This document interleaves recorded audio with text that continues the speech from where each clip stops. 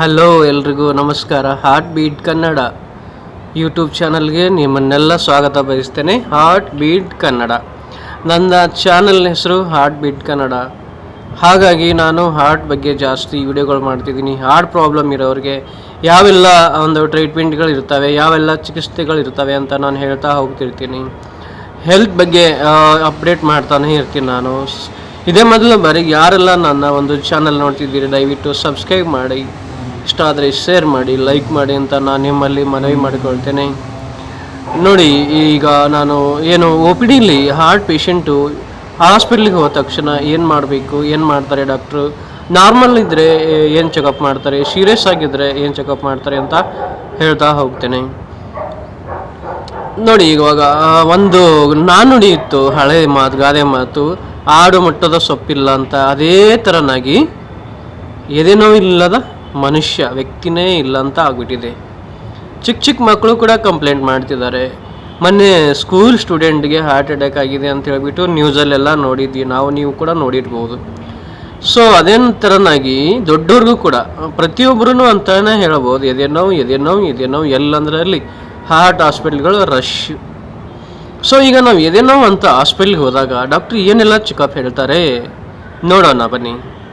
ನಾವು ಮೊದಲನೇದಾಗಿ heart doctor ಹತ್ರ ಹೋದಾಗ ಎದೆನೋವು ಅಂತ ಹೋದ ತಕ್ಷಣ ಅವರು ಏನೆಲ್ಲ ಕೇಳ್ತಾರೆ, ಏನಾದರೂ ಪ್ರಜ್ಞೆ ತಪ್ಪಿದ್ರಾ, ಏನಾದರೂ ಮೈಗೆ ನೀರು ಬಿಟ್ಟಿತ್ತಾ, ಸ್ವೆಟ್ಟಿಂಗ್ ಆಗಿತ್ತಾ, ಉಸಿರಾಡೋಕೆ ಕಷ್ಟ ಆಗಿತ್ತಾ, ನಡಿಬೇಕಾದ್ರೆ ಏನಾನ ಉಸಿರಾಡೋಕೆ ಕಷ್ಟ ಆಗುತ್ತಾ, ವಾಮಿಟ್ ಆಗಿತ್ತಾ, ಇದೆಲ್ಲ ಕೇಳ್ತಿರ್ತಾರೆ. ಯಾಕಂದರೆ ಇದೆಲ್ಲ ಹಾರ್ಟ್ ಅಟ್ಯಾಕ್ ಲಕ್ಷಣಗಳು. ಇದೆಲ್ಲ ಕೇಳಿಬಿಟ್ಟು ಇದೆಯೋ ಅಥವಾ ಆ ಥರ ಎಲ್ಲ ಆಗಿತ್ತೋ ಅಥವಾ ಆಗಿಲ್ಲೋ ಏನೇ ಇದ್ರೂ ಕೂಡ ಡಾಕ್ಟ್ರ್ ಮೊದಲೇದಾಗ ಹೇಳೋದು ECG ಚೆಕಪ್ ಹೇಳ್ತಾರೆ. ಸೊ ECG ಚೆಕಪ್ ಮಾಡಿದ ತಕ್ಷಣ ECG ನಾರ್ಮಲ್ ಇದ್ದರೂ ಕೂಡ ಈ ಥರ ಎಲ್ಲ ಸಿಮ್ಟಮ್ಸ್, ಇಷ್ಟೊತ್ತು ನಾನು ಹೇಳ್ದಲ್ಲ ಆ ಥರ ಎಲ್ಲ ಸಿಮ್ಟಮ್ಸ್ ಇದ್ದರೆ ಡಾಕ್ಟರು ಟುಡಿ ಎಕೋ ಮಾಡಿಸ್ತಾರೆ. ಟುಡಿ ಎಕೋ ಎಲ್ಲೂ ನಾರ್ಮಲ್ ಇದ್ದರೂ ಕೂಡ ಪೇಷಂಟು ಕಂಪ್ಲೇಂಟ್ ಇದ್ದರೆ TMT ಚೆಕಪ್ ಅಂತ ಹೇಳ್ತಾರೆ. ಕೆಲವೊಂದು ಬ್ಲಡ್ ಚೆಕಪ್ಗಳು ಇರ್ತವೆ. ಇದು ನಾರ್ಮಲಾಗಿ ಹೋದಾಗ ಚೆಕಪ್ ಹೇಳ್ತಾರೆ ಡಾಕ್ಟ್ರ್, ಹೇಳುವಂಥ ಇವೆಲ್ಲ ಚೆಕಪ್ಗಳು ಮಾಡಿಸ್ಬೇಕಾಗ್ತದೆ. ಅದೇ ಪೇಷಂಟ್ ಸೀರಿಯಸ್ ಇದ್ದರೆ, ತುಂಬ ಉಸಿರಾಡೋಕೆ ಕಷ್ಟ ಇದ್ದರೆ, ಮೈಯೆಲ್ಲ ಬೆವರಿದ್ದರೆ, ವಾಮಿಟ್ ಆಗ್ತಿದ್ರೆ ಅಥವಾ ಎದೆನೋವು ಇದ್ದರೆ ಇಂಥವ್ರು ಸಡನ್ನಾಗಿ ಡೈರೆಕ್ಟಾಗಿ ECG ಮಾಡ್ತಾರೆ. ಯಾಕೆ ಅಂದರೆ ಸಿಮ್ಟಮ್ಸ್ಗಳು ಎದುರುಗಡೆನೇ ಇದ್ದಾವೆ. ಪೇಷಂಟ್ ಕೇಳೋದು ಬೇಕೇ ಆಗಿರಲ್ಲ. ಉಸಿರಾಡೋಕೆ ಕಷ್ಟ ಆಗ್ತಿರುತ್ತೆ, ಮೈಯೆಲ್ಲ ನೀರು ಬಿಟ್ಟಿರುತ್ತೆ, ವಾಮಿಟ್ ಆಗ್ತಿರುತ್ತೆ, ಈ ಥರ ಪೇಷಂಟ್ ಸುಸ್ತಾಗಿರುತ್ತೆ ಅಥವಾ ಪ್ರಜ್ಞೆ ತಪ್ಪಿರುತ್ತೆ. ಇಂಥ ಟೈಮಲ್ಲಿ ಏನೂ ಕೇಳಲ್ಲ ಡಾಕ್ಟ್ರು, ಡೈರೆಕ್ಟಾಗಿ ಹಾರ್ಟ್ ಹಾಸ್ಪಿಟ್ಲಿಗೆ ಬಂದರೆ ಏಕಾಏಕಿ ಸಡನ್ನಾಗಿ ಮೊದಲು ಮಾಡೋದು ECG ಮಾಡಿ ನೋಡ್ತಾರೆ. ECGನಲ್ಲಿ ಏನಾದರೂ ಚೇಂಜಸ್ ಇದ್ದರೆ, ಹಾರ್ಟ್ ಅಟ್ಯಾಕ್ ಅಂತ ಏನಾರ ECGನಲ್ಲಿ ಬಂದರೆ ಆ ಪೇಷಂಟ್ ಡೈರೆಕ್ಟಾಗಿ ಡಾಕ್ಟ್ರು ICU ಅಡ್ಮಿಟ್ ಮಾಡ್ತಾರೆ. ಇದು ಸೀರಿಯಸ್ ಆಗಿರೋ ಪೇಷಂಟ್ಗೆ ಮಾಡುವಂಥ ಪ್ರೊಸೀಜರು. ICU ಅಡ್ಮಿಟ್ ಮಾಡಿಬಿಟ್ಟು ಲೈಫ್ ಸೇವ್ ಮಾಡುವಂಥ ಇಂಜೆಕ್ಷನ್ಸ್ ಇರ್ತವೆ. ಅದು ತುಂಬ ರಿಸ್ಕ್ ಇರ್ತವೆ. ಡಾಕ್ಟ್ರು ಪೇಷಂಟ್ ಅಟೆಂಡರ್ ಕಡೆ ಸಿಗ್ನೇಚರ್ ತೊಗೊಂಡ್ಬಿಟ್ಟು ಅದೆಲ್ಲ ಇಂಜೆಕ್ಷನ್ ಕೊಡೋದಿರುತ್ತೆ. ಯಾಕಂದರೆ ಜೀವ ಉಳಿಸುವಂಥ ಪರಿಸ್ಥಿತಿಯಲ್ಲಿ ಇಂಜೆಕ್ಷನ್ ಕೊಟ್ಟು ಜೀವ ಉಳಿಸ್ಬೇಕಾಗುತ್ತೆ. ಅದು ಇಂಜೆಕ್ಷನ್ ರಿಸ್ಕು ಕೂಡ ಇರುತ್ತೆ. ಕೆಲವು ಪೇಷಂಟ್ಗಳಿಗೆ ಇಂಜೆಕ್ಷನು ಆಗೋದಿಲ್ಲ, ರಿಯಾಕ್ಷನ್ ಆಗ್ತಿರುತ್ತೆ.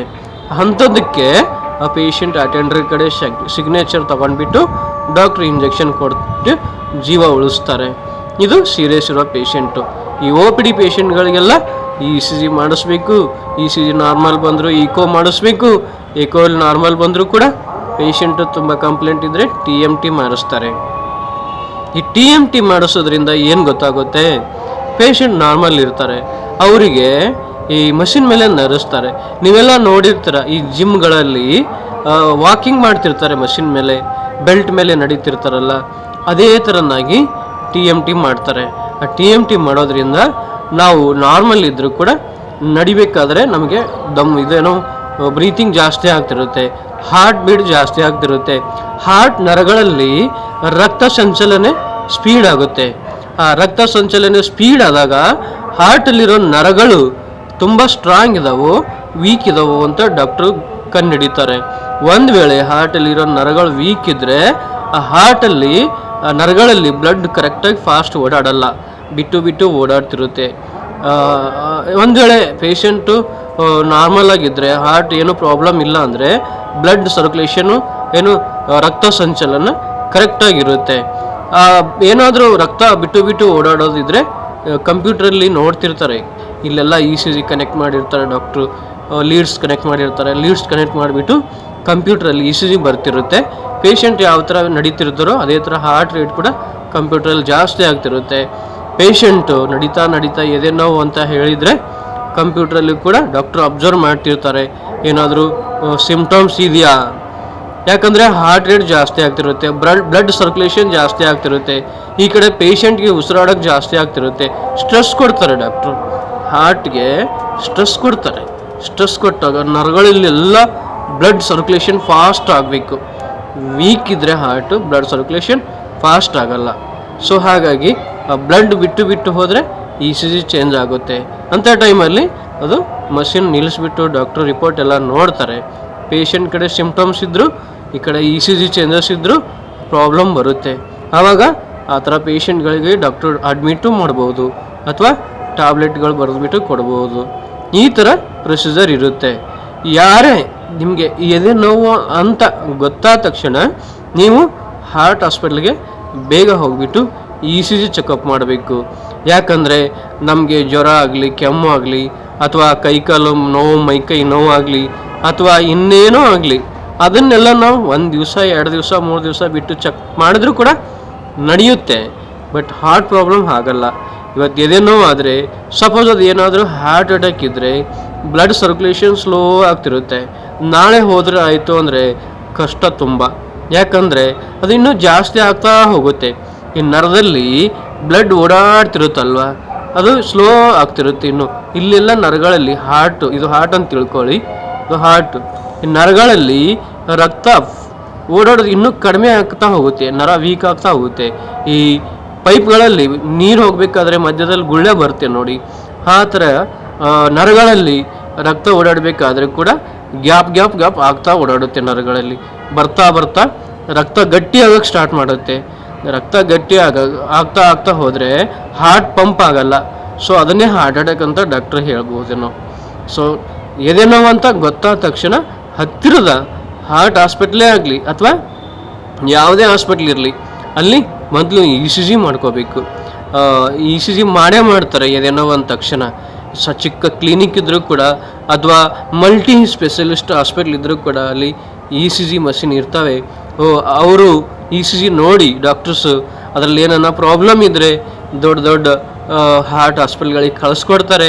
ನೀವು ಅಲ್ಲಿ ಹೋಗಿಬಿಟ್ಟು ಪೂರ್ತಿ ಎಲ್ಲ ನಾನು ಇಷ್ಟೊತ್ತು ಹೇಳಿರೋ ಚೆಕಪ್ ಎಲ್ಲ ಮಾಡ್ಕೋಬೋದು. ಏನೂ ಇಲ್ಲ ಅಂದರೆ ಆರಾಮಾಗಿರ್ಬೋದು. ಯಾಕಂದರೆ ಎದೆ ನೋವಂತ ಸುಮ್ಮನೆ ಕೂತ್ಕೊಂಡಿದ್ದಕ್ಕೆ ಎಷ್ಟೋ ಜನ ನಿಮ್ಮ ಸುತ್ತಮುತ್ತಲಿನ ಇರೋರೆಲ್ಲ ಕೈ ಕೊಟ್ಟಿದ್ದಾರೆ ಅಲ್ವಾ. ಹಾಗಾಗಿ ಎಲ್ಲರೂ ಆರೋಗ್ಯ ಕಡೆ ಗಮನ ಕೊಡಬೇಕು, ಸ್ಪೆಷಲಿ ಹಾರ್ಟ್ ಕಡೆ ಗಮನ ಕೊಡಬೇಕು. ಈ ಜನ್ರೇಷನಲ್ಲಿ ನಾವುಗಳು ಎಷ್ಟು ಕೇರ್ ತಗೊಂಡ್ರೂ ಕೂಡ ಕೈ ತಪ್ಪುತ್ತೆ. ಯಾಕಂದರೆ ನಮ್ಮ ಊಟೋಪಚಾರ, ನಮ್ಮ ದೈನಂದಿನ ಚಟುವಟಿಕೆಗಳು ಎಲ್ಲ ಚೇಂಜ್ ಆಗಿಬಿಟ್ಟಿದೆ. ಈ ಸ್ಟ್ರೆಸ್ ಲೈಫಲ್ಲಿ ನಮ್ಮ ಆರೋಗ್ಯ ಕಡೆ ನಾವು ಗಮನ ಕೊಡ್ತಿಲ್ಲ. ಎಲ್ಲಂದ್ರಲ್ಲಿ ಊಟ ಮಾಡ್ತೀವಿ, ಏನಂದ್ರೆ ಅದು ತಿಂತಿರ್ತೀವಿ, ಟೈಮ್ ಬಿಟ್ಟು ಟೈಮ್ ಊಟ ಮಾಡ್ತಿರ್ತೀವಿ. ಸ್ಮೋಕು, ಡ್ರಿಂಕ್ಸು, ಮದ್ಯಪಾನ ಅಂತಾರಲ್ಲ, ಸ್ಮೋಕ್ ಅಂತಾರಲ್ಲ, ಇಂಥದಕ್ಕೆಲ್ಲ ತುಂಬ ಜನ ಅಡಾಪ್ಟ್ ಆಗಿದ್ದಾರೆ. ಸೊ ಇದರಿಂದಾಗಿ ಈ ಸಮಾಜದ ಕಲುಷಿತ ವಾತಾವರಣ ಬೇರೆ, ಈ ಸಿಟಿಗಳಲ್ಲಿ ಹೊಗೆಗಳು ಬೇರೆ, ಇಂಥದ್ರಿಂದ ಹಾರ್ಟ್ ಪ್ರಾಬ್ಲಮ್ಮು ಯಾರಿಗೆ ಬೇಕಾದರೂ ಬರ್ಬೋದು. ವಂಶ ಪರಂಪರವಾಗೂ ಬೇಕಾದರೂ ಬರ್ಬೋದು. BP ಇರೋರಿಗೂ ಬರ್ಬೋದು, ಶುಗರ್ ಇರೋರಿಗೂ ಬರ್ಬೋದು. ಏನೂ ಇಲ್ಲ, ನಾನು ಫಿಟ್ ಆ್ಯಂಡ್ ಫೈನ್ ಇದ್ದೀನಿ ಅನ್ನೋರಿಗೂ ಕೂಡ ಹಾರ್ಟ್ ಪ್ರಾಬ್ಲಮ್ ಬರ್ಬೋದು. ಯಾರೇ ಇದ್ರೂ ಕೂಡ ನೆಗ್ಲೆಕ್ಟ್ ಮಾಡೋಂಗಿಲ್ಲ. ಎದೆ ನೋವು ಇದ್ದರೂ ಇಲ್ಲದೇ ಇದ್ದರೂ ಕೂಡ ನಾವು ಒಂದು 6 ತಿಂಗಳಿಗೆ, ವರ್ಷಗೆ ಹಾರ್ಟ್ ಚೆಕಪ್ ಮಾಡ್ತಾನೇ ಇರಬೇಕು. ಸೊ ಯಾಕಂದರೆ ನೀವುಗಳು ಈ ಪ್ರಚಲಿತ ಯುಗದಲ್ಲಿ ನೋಡ್ತಿದ್ದೀವಿ ಎಷ್ಟೆಲ್ಲ ಸಮಸ್ಯೆಗಳಾಗ್ತಿದ್ದಾವೆ ಹಾರ್ಟಿಂದ ಅಂತ ಹೇಳಿಬಿಟ್ಟು ಅಲ್ವಾ. ಏನೇ ಇರಲಿ, ಎಲ್ಲರೂ ಚೆನ್ನಾಗಿರಿ, ಆರೋಗ್ಯ ಕಡೆ ಗಮನ ಕೊಡಿ. ನನ್ನ ಯೂಟ್ಯೂಬ್ ಚಾನಲ್ ನೋಡ್ತಾ ಇರಿ, ನನಗೆ ಸಪೋರ್ಟ್ ಮಾಡ್ತಾ ಇರಿ ಅಂತ ನಾನು ನಿಮ್ಮಲ್ಲಿ ಮನವಿ ಮಾಡ್ಕೊಳ್ತೇನೆ. ಎಲ್ರಿಗೂ ನಮಸ್ಕಾರ.